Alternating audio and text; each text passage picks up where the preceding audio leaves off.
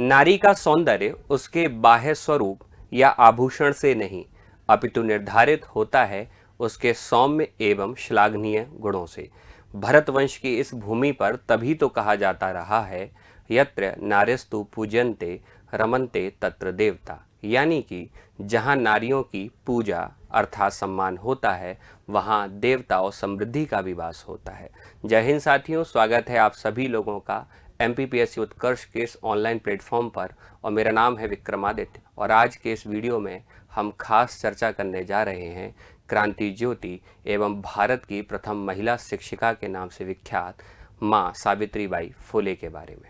सबसे पहले मैं विद्यार्थियों को बता दूं कि आज का यह सेशन, आज का यह वीडियो आपकी मुख्य परीक्षा के पेपर क्रमांक 4 यानी दर्शन शास्त्र, मनोविज्ञान और लोक प्रशासन, जैसे आप एथिक्स के नाम से भी जानते हैं, उसके अंतर्गत जो पहली इकाई है उसमें गिनती के 17 विचारक या समाज सुधारक शामिल हैं।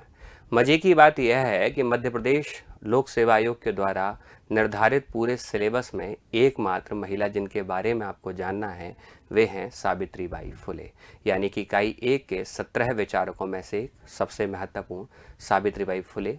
यह वीडियो पूरी तरह से उन पर आधारित रहने वाला है। वीडियो की शुरुआत करने के पहले मैं कुछ और बातें आपको बता दूं कि इस वीडियो में न केवल हम सावित्रीबाई फुले के जीवन वृत्तांत के बारे में जानेंगे, सावित्रीबाई फुले के द्वारा किए जाने वाले सामाजिक, धार्मिक एवं स्त्री सेवा हेतु जो कार्य किए गए उनके बारे में भी विस्तार से जानेंगे। साथ ही इस वीडियो के लास्ट में हम एक प्रश्न देखेंगे जो आयोग के द्वारा पूछा गया है, चूंकि वो एमपी का है या अन्य किसी राज्य का, वो मैं आगे आने वाले समय में आपको बताऊंगा। उस प्रश्न को आप देखेंगे और यह भी एनालिसिस करेंगे कि इस प्रकार के प्रश्नों को टैकल कैसे किया जा सके। तो चलिए शुरुआत करते हैं। सबसे पहले मैं आपको बता दूं कि एक शब्द जो लगातार आप सुनते रहते हैं, वीरांगना, और वीरांगना शब्द सुनते ही आपके जहन में रानी लक्ष्मीबाई, कमलापति और दुर्गावती जैसे नाम आते ही होंगे। पर मैं आपको बताना चाहूँगा कि वीरांगना शब्द का प्रयोग केवल और केवल उन महिलाओं के लिए नहीं किया जाता जो युद्ध के मैदानों में शत्रुओं का लहू बहाने का काम करती हैं। वीरांगना उनको भी कहा जा सकता है जिन्होंने युद्ध का मैदान चुना तो, लेकिन वो केवल और केवल राज्य को बचाने के लिए युद्ध का मैदान नहीं था, वो युद्ध का मैदान है समाज को बचाने का। समाज के भी शत्रु होते हैं, आप जानते हैं, अस्पृश्यता है, असमानता है, अशिक्षा है, लैंगिक भेदभाव है, जातीय हिंसाएं हैं। ऐसे समाज के दुश्मनों से लड़ने का जो काम करे और तलवार की जगह अगर कलम चलाने का भी कार्य किया जाए तो स्त्री को भी हम वीरांगना कहें तो यह अतिशयोक्ति नहीं होगी। तो सबसे पहले मैं आपको बता दूं कि सावित्रीबाई फुले के व्यक्तिगत जीवन के बारे में। सावित्रीबाई फुले का जन्म उन परिस्थितियों में हुआ जिस समय पर भारत तमाम प्रकार की रूढ़ियों से घिरा हुआ था। आप जानते हैं कि राजा राम मोहन राय जहां एक और समाज सुधार की क्रांति में लगे हुए थे, तो इसका मतलब समाज में गंदगी तो थी। वो गंदगी किस प्रकार की थी? वो गंदगी थी पर्दा प्रथा की, वो गंदगी थी जातिवाद की, वो गंदगी थी अस्पृश्यता की। ऐसी तमाम गंदगियों से भारत जूझ रहा था। तो ऐसी ही गंदगी जब समाज में लगातार फैली हुई थी, तो उस गंदगी को मिटाने के लिए पुणे की पावन धरती पर एक वीरांगना का जन्म हुआ जिन्हें हम जानते हैं सावित्रीबाई फुले के नाम से। समय की अगर मैं बात करूं तो 3 जनवरी 1831, इसीलिए हम 3 जनवरी को सावित्रीबाई फुले का जन्म दिवस या जयंती के रूप में सेलिब्रेट करते हैं और उनके द्वारा किए जाने वाले कार्यों को श्रद्धापूर्वक याद भी करते हैं। सावित्रीबाई फुले यानी 3 जनवरी 1831 पुणे के निकट एक स्थान है जिसे नवागांव के नाम से भी जाना जाता है। पिता का नाम था खांडेराव और माँ का नाम था लक्ष्मीबाई। खैर, मैंने आपको पहले भी कहा है और कई बार बताया भी है कि डेट ऑफ बर्थ उतनी मायने नहीं रखती जितना मायने रखता है उनका जीवन दर्शन। समय आगे बढ़ता है और जैसे ही सावित्रीबाई फुले, कहते भी हैं, कहावत आपने सुनी भी होगी कि होनहार बिरबान के होत चीखने पात, यानी कि पूत के पांव पालने में दिखाई पड़ जाते हैं। महज 7 या 8 वर्ष की रही होंगी सावित्रीबाई फुले, एक किताब को लेकर के बैठी हुई थी और उनके पिता ने कुछ काम करने को कहा। तब सावित्रीबाई फुले ने कहा कि नहीं पिताजी, मुझे पढ़ना है। और अक्सर समाज में यही होता है कि जो क्रांतिकारी विचारधारा का व्यक्तित्व हो उसकी क्रांति को दबाने की कोशिश की जाती है। ठीक वैसा ही हुआ। समाज तमाम प्रकार की रूढ़ियों से ग्रसित था ही। एक परंपरा थी कि महिलाओं के भीतर जब मासिक धर्म की शुरुआत हो, यानी जब तक पीरियड्स आना शुरू हो उसके पहले ही बालिका का विवाह कर दिया जाए। और ठीक उसी परंपरा का, या मैं कहूँ रूढ़ी का अनुसरण करते हुए उनके पिता खांडोजी ने अपनी जिद से सावित्रीबाई फुले का विवाह महज 9 वर्ष की उम्र में कर दिया। अब जरा सोचिए, भाग्य को यानी नियमित नियति को तो कुछ और ही मंजूर था। कहते हैं ना कि अगर आप किसी एक बात को दिल से पसंद करते हैं या चाहते हैं तो प्रकृति भी आपका साथ देती है। और प्रकृति ने साथ दिया या नहीं दिया, लेकिन सावित्रीबाई फुले का विवाह जिस पुरुष के साथ हुआ उस पुरुष ने उस महिला का साथ ताउम्र नहीं छोड़ा। जी हाँ, मैं बात कर रहा हूँ सावित्रीबाई फुले के पति और हम सब के लिए काफ़ी सम्मानीय रहने वाले ज्योतिराव फुले, जिसे वहाँ के लोग ज्योतिबा फुले के नाम से भी जानते हैं। ज्योतिबा फुले एक ऐसी शख्सियत थे सावित्रीबाई फुले के लिए जिन्होंने ताउम्र उनका कदम से कदम मिला करके साथ दिया। और आप ये मान के चलिएगा कि एक बहुत ही भाग्यशाली स्त्री होती है जिसे इस प्रकार का पति जीवन में मिलता है, जिन्होंने कदम से कदम मिला करके साथ दिया। मैं आपको बताना चाहूँगा कि सावित्रीबाई फुले से जब ज्योतिबा फुले ने एक बार पूछा, जब ज्योतिबा फुले महज 14 या 15 वर्ष के रहे होंगे, तो उन्होंने एक प्रश्न पूछा कि सावित्री, तुम्हारी जीवन में इच्छा क्या है। तो सावित्रीबाई फुले ने पढ़ने की इच्छा प्रकट कर दी और ज्योतिबा फुले ये सुनकर के काफ़ी प्रसन्न हुए, क्योंकि वे उस जमाने के एक ऐसे पढ़े लिखे इंसान थे जो रूढ़ियों से विमुक्त होना चाहते थे, स्वयं भी और समाज को भी विमुक्त करना चाहते थे। तो ज्योतिबा फुले ने कदम से कदम मिला करके साथ दिया। उन्होंने सबसे पहले घर पर ही सावित्रीबाई फुले को पढ़ाना प्रारंभ किया और जैसे ही लगा कि उनकी धर्म पत्नी साक्षर हो चुकी है और उसके बाद उन्होंने जब उनकी इच्छा जानना चाही तो सावित्रीबाई फुले ने कहा कि मेरी इच्छा है न केवल दलित समाज को, न केवल बुजुर्गों को, बल्कि इस समाज में दलितों से ज़्यादा जो शोषित महिलाएं हैं उन महिलाओं को साक्षर किया जाए, महिला साक्षरता के लिए लगातार प्रयास किया जाए। तो उस समय पर ज्योतिबा फुले के समर्थन से और सावित्रीबाई फुले की इच्छा शक्ति के द्वारा पूरे भारत में पहला बालिका विद्यालय शुरू किया गया। जरा सोच करके देखिएगा, समाज की रूढ़ियों के विरुद्ध जाकर के कार्य करना कितना कठिन हो सकता है। एक शब्द प्रयोग किया जाता है जिसे हम लगातार कहते भी हैं, अपेक्षित भूमिका। जरा सोचकर देखिए कि आप अपने घर पर बैठे हुए और आप ये कहें कि मैं गरीबों को मुफ्त में पढ़ाना चाहता हूँ या पढ़ानी चाहती हूँ, तो आप समझ सकते हैं कि इस समय पर भी आपके अंदर शायद उतनी हिम्मत नहीं होगी कि आप बिना किसी आर्थिक लाभ के लोगों को पढ़ाने के लिए निकल चलें। लेकिन आप सोचिए, सावित्रीबाई फुले जिन्होंने महज 17 वर्ष की उम्र में, यानी कि वर्ष 1848, ये डेट भी याद रखें, आपके लिए काफ़ी काम का है ये वर्ष 1848 में पुणे में एक बालिका विद्यालय शुरू किया। कहा यह जाता है कि 1 से गिनती शुरू हुई, कभी 4 तक, 9 तक, धीरे धीरे बालिकाओं की संख्या बढ़ी। लेकिन जरा सोचिए, बालिकाएं खुद पढ़ने के लिए तैयार नहीं थी। बड़ी मुश्किल से सावित्रीबाई फुले ने घर घर जा कर के शिक्षा की अलख को जगाया और बालिकाओं को विद्यालय तक लाने की कोशिश की। चूँकि जो अपने आप को सवर्ण कहा करते थे, यानी कि क्षत्रिय या ब्राह्मण या पेशवा समाज से जो संबंधित व्यक्ति थे, वो तो विद्यालय तक आने के लिए तैयार ही नहीं थे, क्योंकि एक दलित महिला से एक सवर्ण महिला कैसे पढ़ेगी, इस बात को सवर्ण समाज कैसे देख सकता था या जातिवादी लोग कैसे देख सकते थे। समय आगे बढ़ा और कहा तो ये भी जाता है कि सावित्रीबाई फुले जब विद्यालय पढ़ाने के लिए जाती थीं तो उस दौरान लोग उनके ऊपर पत्थर, कीचड़, गोबर, यानी जो भी गंदगी उनको मिलती थी उस गंदगी को लगातार फेंका करते थे। और आप समझ सकते हैं कि इस प्रकार की परेशानी अगर हमारे जीवन में आ जाए तो एक बार तो हमारा भी मनोबल टूटने लगेगा। लेकिन मैंने कहा कि आपके जीवन में एक ऐसा व्यक्ति भी होना चाहिए जो आपके सद्कर्मों के लिए ना केवल प्रेरित करे बल्कि आपके साथ कंधे से कंधा मिला करके कार्य करे। कहा तो यह भी जाता है कि ज्योतिबा फुले ने एक उनको साड़ी ला कर दी अपनी पत्नी को और कहा कि जब विद्यालय जाया करो तो उस समय पर एक साड़ी पहना करो और एक साड़ी अपने साथ में बैग में लेकर जाया करो। जैसे ही आप विद्यालय में पहुंचेंगी तो गंदी साड़ी को उतारिए, अपनी नई साड़ी पहनिए, बालिकाओं को पढ़ाओ और घर वापस आते समय उसी गंदी साड़ी को पहन लिया जाए। इससे कहीं ना कहीं आपको पढ़ाते समय शुद्धता का अनुभव होगा और जो समाज की गंदगी है वो तो आपके ऊपर आती ही रहेगी। और ज्योतिबा फुले की इस बात को सुनकर के, प्रेरणादायी बात को सुनकर के, सावित्रीबाई फुले का जो आत्मविश्वास था उसमें वृद्धि हुई और सावित्रीबाई फुले ने पढ़ाना जारी रहा। एक दिन की बात थी कि जब भीड़ लगातार पत्थर फेंक रही थी, गोबर फेंक रही थी, कीचड़ फेंक रही थी, तो उसी दौरान सावित्रीबाई फुले ने एक बात कही कि भाइयों, मैं तो आपकी माताओं और बहनों को पढ़ाने के लिए जा रही हूँ, बाकी तुम्हें जो काम करना है वो आप करते रहिए और मैं आपके लिए भी दुआ करूँगी।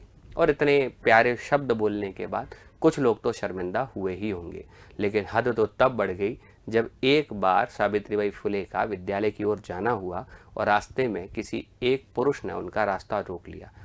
शायद गंदी नियत रही होगी। इस प्रकार की पुरुषवादी मानसिकता जब आज भी देखने को मिलती है तो तब तो क्या ही रही होगी।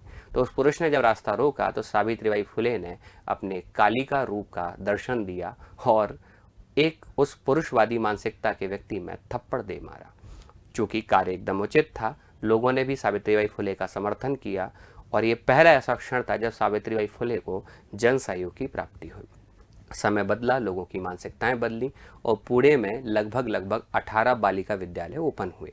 आप जानते हैं कि इस सृष्टि पर सकारात्मक और नकारात्मक दोनों ही प्रकार की शक्तियां काम करती हैं, इसलिए सावित्रीबाई फुले को एक तरफ से नकारात्मक शक्तियां अगर परेशान कर रही थीं तो वहीं दूसरी ओर कुछ सकारात्मक शक्तियां उनके साथ खड़ी थीं।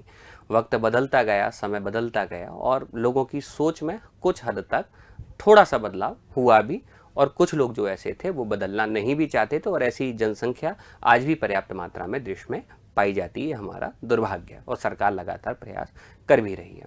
मैं आपको बताना चाहूँगा कि सावित्रीबाई फुले का जीवन काफ़ी संघर्षमयी रहा, जो आपको इन बातों से शायद समझ में ना आए, पर ज़रा सोच कर देखिएगा कि महज 9-10 वर्ष की उम्र में आपका विवाह कर दिया जाए।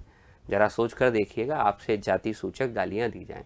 ज़रा सोच कर देखिएगा, आपका ये निर्धारित कर दिया जाए कि आपका महिला होना एक बहुत बड़ा पाप है, तो शायद आप उनके दर्द को समझ सकेंगे। महत्वपूर्ण ये नहीं है कि सावित्रीबाई फुले ने एक विद्यालय खोला कि 18 विद्यालय खोले। महत्वपूर्ण ये है कि किन परिस्थितियों में उन्होंने न केवल विद्यालय खोला बल्कि विद्यालय का संचालन भी किया। और उनके प्रमुख साथियों में सबसे पहले उनके पति यानी कि ज्योतिबा फुले और उनकी एक मित्र थीं जिनका नाम था फातिमा शेख, जिन्होंने कदम से कदम मिलाकर सावित्रीबाई फुले का न केवल साथ दिया बल्कि उनका उत्साह में लगातार वर्धन भी किया। अब जानते हैं कि सावित्रीबाई फुले, जब इनके ऊपर, इनके जीवन के ऊपर रिसर्च की जाती है तो किस प्रकार की विचारधारा इनके जीवन से देखने को मिलती है। तो इनकी विचारधारा को समझने के लिए मैं इनकी विचारधारा को 4 खंड में विभाजित करके आपको समझाता हूँ। सबसे पहले हम समझेंगे सामाजिक दृष्टिकोण, फिर धार्मिक, फिर स्त्री संबंधी विचार और उसके बाद में देखेंगे शिक्षा संबंधी विचार। तो चलिए सबसे पहले शुरुआत करते हैं कि सामाजिक दृष्टिकोण सावित्रीबाई फुले का कैसा रहा होगा। अगर मैं सावित्रीबाई फुले के सामाजिक दृष्टिकोण की बात करूं तो संभवतः आप इतना अनुमान लगा सकते हैं कि अगर कोई एक व्यक्ति या एक व्यक्तित्व को अगर समाज सुधारक या समाज सुधारिका की संज्ञा दी जाती है तो सामाजिक दृष्टिकोण कैसा रहा होगा। निश्चित रूप से समाज में व्याप्त सभी प्रकार की असमानताओं जैसे जाति भेद, लिंग भेद आदि का पुरजोर विरोध करना, पर्दा प्रथा या स्त्री हिंसा आदि का विरोध करना, विधवा पुनर्विवाह का समर्थन करना, वहीं अस्पृश्यता का विरोध करते हुए दलितों और महिलाओं की उत्थान के लिए लगातार प्रयास करने का जो कार्य था वो सावित्रीबाई फुले ने किया और यही इनकी प्रकार की सामाजिक विचारधारा थी। इनकी सामाजिक विचारधारा का महत्वपूर्ण पहलू यह है कि सावित्रीबाई फुले लगातार सामाजिक समरसता का संदेश देती रही। तो समाज में शांति अगर स्थापित करनी है, अस्पृश्यता को अगर समेटना है, अस्पृश्यता को मिटाने का पूरा प्रयास करना है, महिलाओं की शिक्षा को लगातार उन्नति देनी है, तो सामाजिक दृष्टिकोण सावित्रीबाई फुले का बहुत ही प्रासंगिक हो सकता है। सामाजिक दृष्टिकोण के साथ ही एक और पहलू पर हम चर्चा करते हैं जिसे कहा जाता है धार्मिक दृष्टिकोण। और आप जानते हैं कि तत्कालीन भारतीय समाज में अगर आप देखेंगे तो ब्राह्मणवाद बहुत ज़्यादा हावी होता है। और मैं आपको बता दूं, ब्राह्मणवाद शब्द का आशय ब्राह्मण जाति से नहीं है, क्योंकि आप जानते हैं कि अगर कोई व्यक्ति गांधीवादी विचारक है तो इसका मतलब यह नहीं है कि वह या उसका सरनेम या जाति गांधी होगी।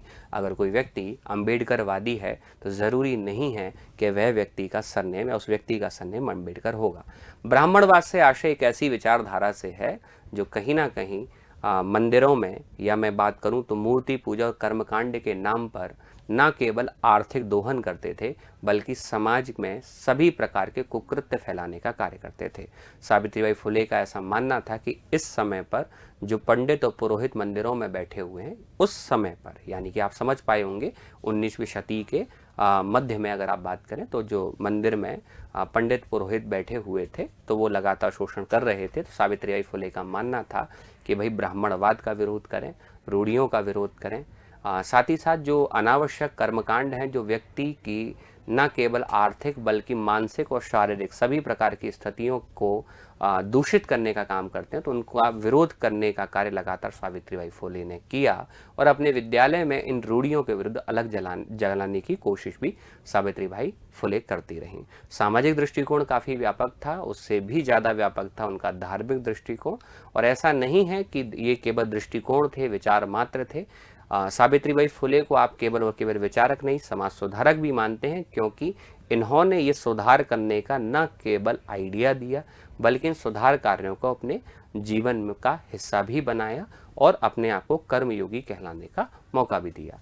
सावित्रीबाई फुले के जो स्त्री संबंधी विचार हैं, तो आप अनुमान भी लगा सकते हैं कि स्त्री संबंधी विचारों में जितनी भी स्त्री संबंधी, महिला संबंधी जितनी भी समस्याएं तत्कालीन समाज में थी, उन समस्याओं का खुल करके विरोध किया। और एक आप अनुमान लगा सकते हैं महिलाओं से संबंधित समस्याएं कौन कौन सी हो सकती हैं। तो एक तो हो सकती है पर्दा प्रथा, जो आज भी चली आ रही है। आप अनुमान लगाइए, इस देश को ना जाने कितनी सावित्रीबाई फुले अभी आने की ज़रूरत है। पर्दा प्रथा अभी भी चली आ रही है, दहेज प्रथा अभी भी चली आ रही है। आप जानते हैं विधवा पुनर्विवाह ना हो पाना, ये समस्या तो आज भी चली आ रही है। तो मैंने कहा ना आपसे कि भाई चाहे महिलाओं संबंधी कितनी भी परेशानियां हो, देश में इतिहास बदलता गया लेकिन कुछ नहीं बदला, तो स्त्री का शोषण। और आप लगातार आज भी देख रहे हैं कि जो समस्याओं के बारे में हम पढ़ते रहते हैं, वो समस्याएं आज भी हमें कहीं ना कहीं किसी न किसी क्षेत्र में देखने को किसी न किसी स्वरूप में मिल ही जाती है। हुआ भी यही। सावित्रीबाई फुले जब तक जीवित रहीं इस धरा पर, उन्होंने महिला शिक्षा का समर्थन किया, महिलाओं अत्याचारों उत्पीड़न का विरोध किया, विधवा पुनर्विवाह का समर्थन किया। समाज भी इतना भीषण दंश झेलता था कि उस समय पर महिला चाहे वो किसी भी जाति की हो, उसका शोषण सबसे अधिक होता था। एक तो कम उम्र में विवाह कर देना, युद्ध और बीमारियों से पुरुषों की मृत्यु हो जाना, उसके बाद दोबारा से विवाह नहीं करने देना, और फिर एक पूजा पद्धति के नाम पर आप महिलाओं को जिंदा जलाते थे और कहते थे कि महिला सती हो गई। जरा सोच कर देखिए कितना विभीषापूर्ण दृश्य रहा होगा कि जब एक महिला को जिंदा जलाया जा रहा है, एक महिला जो विधवा है, उसके गर्भ में बच्चा है, तो उस महिला का शोषण किया जा रहा है। तो उस दौरान सावित्रीबाई फुले ने पुरजोर कोशिश की कि महिलाओं के लिए एक आश्रम खोला जाए, उसमें महिलाओं को स्थान दिया जाए, और जितनी भी परित्यक्त और वंचित महिलाएं हैं उनका कंधे से कंधे मिला करके समर्थन किया जाए। और मज़े की बात ये थी कि उस समय भी सावित्रीबाई फुले के पति यानी कि ज्योतिबा फुले लगातार उनके साथ बने हुए थे। बात करें कि इन समस्याओं का उन्मूलन कैसे हो, तो इनके लिए सावित्रीबाई फुले ने एक रास्ता सुझाया जो आज हम भी अनुकरणीय मानते हैं, और वो रास्ता है शिक्षा का। सावित्रीबाई फुले का मानना था कि शिक्षा ही सही मायने में आभूषण है। शिक्षा एक ऐसा आभूषण है जो इंसान को सुशोभित करता है। शिक्षा एक ऐसा आभूषण है जो न केवल इंसान को सुशोभित करता है, इसके पहले कि लोग आपको कमज़ोर समझें, उसके पहले शिक्षित बने, शिक्षा का महत्व समझें। ऐसे व्यक्तित्वों के माध्यम से लगातार शिक्षा देने का कार्य जो किया, वो किया सावित्रीबाई फुले ने। वे केवल और केवल पुरुषों की शिक्षा के ही समर्थन में नहीं थी। उनका मानना था कि समाज से अगर बुराइयों को मिटाना है तो शिक्षा नामक दवाई का प्रयोग तो करना पड़ेगा। शिक्षा महिलाओं को भी मिले, शिक्षा बालिकाओं को भी मिले, और साथ ही साथ दलितों को शिक्षा मिले ही मिले, लेकिन अगर शिक्षा के साथ कदम से कदम मिला करके चलना है तो समाज के जो बुजुर्ग यानी कि प्रौढ़ लोग थे, उनको भी शिक्षा दी जानी चाहिए। तो शिक्षा संबंधी विचार भी उनका काफ़ी आदर्श है। और मैं साथ ही साथ आपको बताना चाहूँगा कि ये केवल और केवल महज विचार नहीं थे। सावित्रीबाई फुले ने इन विचारों को धरातल पर करके भी दिखाया। सावित्रीबाई फुले ने 1848 में जहां बालिका विद्यालय के साथ अपने सुकर्मों की शुरुआत की, वहीं सनह शनह यानी कि धीरे धीरे ये कारवां बढ़ता गया, एक बालिका विद्यालय से लेकर 18 बालिका विद्यालय तक। और उसके बाद विधवा आश्रम, उसके बाद नारियों के लिए अलग आश्रम, यानी विधवा नारियों के लिए आश्रम, सामान्य नारियों के आश्रम, और साथ ही साथ परित्यक्त महिलाओं के लिए आश्रम, एक प्रकार से नर्सिंग होम यानी कि दवा खाने की स्थापना से लेकर के सभी प्रकार के जितने भी सामाजिक कार्य हो सकते थे, वे सारे कार्य जो हैं वो किए गए सावित्रीबाई फुले के द्वारा। और कहा तो यह भी जाता है कि सावित्रीबाई फुले के पास कोई जैविक संतान की प्राप्ति नहीं हो पाई। खैर, जाने देते हैं। एक महान वीरांगना है तो उनके लिए तो पूरा समाज बच्चों के समान था। एक ब्राह्मण विधवा महिला का आना हुआ, जिसकी हत्या करने की कोशिश उनके परिवार के द्वारा लगातार की जा रही थी। उस दौरान सावित्रीबाई फुले के पास वह ब्राह्मण महिला आई और ब्राह्मण महिला ने आकर के एक बच्चे को जन्म दिया। सावित्रीबाई फुले ने उस ब्राह्मण विधवा महिला के बच्चे को अपना नाम देना स्वीकार किया और इतिहास में यह बालक प्रसिद्ध हुआ यशवंत राव के नाम से। ये वही यशवंत राव हैं जो एक प्रसिद्ध डॉक्टर थे और जिस समय पर हिंदुस्तान में प्लेग नामक महामारी अपने चरम पर थी, तो उस समय पर इसी डॉक्टर के द्वारा यानी यशवंत राव के द्वारा सबसे ज़्यादा इलाज किया गया था रोगियों का। और हम जानते हैं कि सावित्रीबाई फुले और इस पृथ्वी पर जो भी कोई आता है उसका जाना तय है। सावित्रीबाई फुले और ज्योतिबा फुले लगातार कार्य करते रहे और उसी दौरान एक वृद्धावस्था में ज्योतिबा फुले की मृत्यु हो गई और सावित्रीबाई फुले मैं ये कह सकता हूँ कि उनका एक अभिन्न हिस्सा जीवन का उनके जीवन से जा चुका था। समय काफ़ी दुखद था, लेकिन सावित्रीबाई फुले के कदम रुकने वाले कहाँ थे।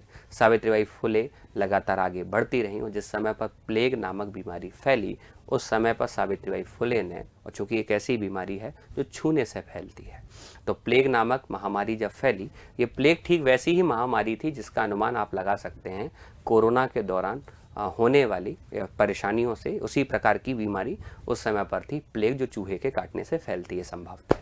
और मैं आपको बता दूं कि प्लेग नामक जब महामारी फैली तो कोई किसी को हाथ लगाना पसंद नहीं करता। उस दौरान छोटे छोटे बच्चों को अपने आश्रम में ला करके उनको स्वस्थ करने का काम सावित्रीबाई फुले लगातार करती रहीं।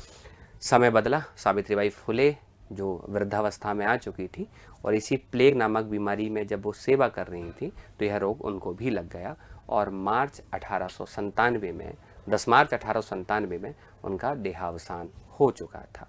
खैर, सावित्रीबाई फुले का स्वर्गारोहण तो हुआ, वो ठीक है, लेकिन सावित्रीबाई फुले हमेशा ऐसा कार्य करती रहीं जो आज तक हमारी स्मृतियों में, हमारे दिलों में लगातार बनी रहेंगी। मैं तो ये कहूँगा कि आपका शायद शरीर नश्वर था जो चला गया, लेकिन आपकी आत्मा अमर है जो लगातार बनी रहेगी और इस धरा पर हम जैसे लोगों को लगातार पथ प्रदर्शित करती रहेगी। सावित्रीबाई फुले ने अपने जीवन काल में 2 प्रमुख रचनाएं भी की, जिनमें से एक नाम मैं आपको बता देता हूँ, जिसका नाम था काव्य फुले, और दूसरी रचना थी जिसका नाम था बाबनकशी सुबोध रत्नाकर।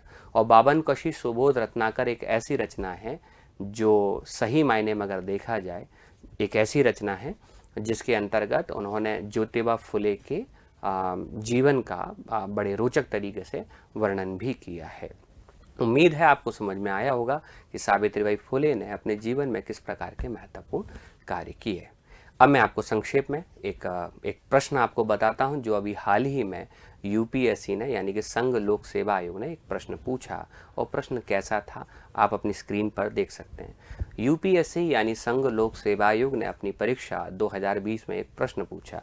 प्रश्न कुछ इस प्रकार से है कि भारत में लैंगिक असमानता के कौन से मुख्य कारण हैं, और इस संदर्भ में सावित्रीबाई फुले का योगदान का विवेचना कीजिए। प्रश्न हमारे एमपीपीएससी में लगभग जा सकता है 200 वर्ड्स यानी कि 20 मार्कर के अंतर्गत। और इसके अंतर्गत जब आप उत्तर लिखने के लिए जाएंगे तो जो कीवर्ड्स आपके सामने स्क्रीन पर आए, सामाजिक आर्थिक और साथ ही साथ स्त्री संबंधी विचारों के संदर्भ में जो भी शब्द आपको लगे उन शब्दों को मोती की तरह मानिए और उन शब्दों का प्रयोग करते हुए उत्तर रूपी एक माला का निर्माण आप कर सकते हैं।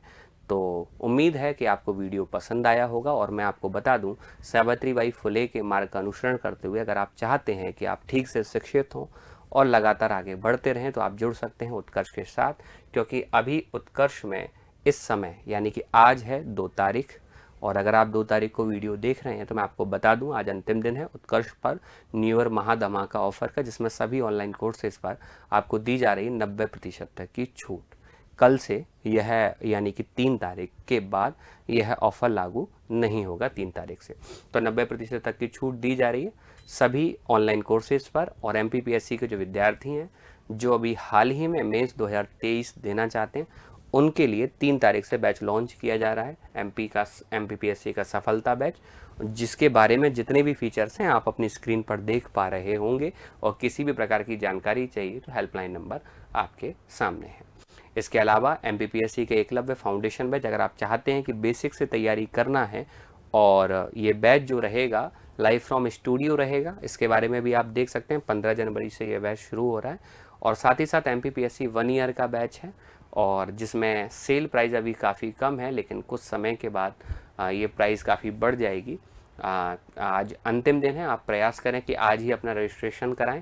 और अगर आप ऑफलाइन भी आना चाहते हैं तो अपना रजिस्ट्रेशन शीघ्र कराएं, क्योंकि उत्कर्ष की एक गुणवत्तापूर्ण जो शिक्षा है वो पूरे भारत में अब समय के साथ साथ प्रसिद्ध हो चुकी है, और इसीलिए हम लगातार उस पर कार्य भी कर रहे हैं।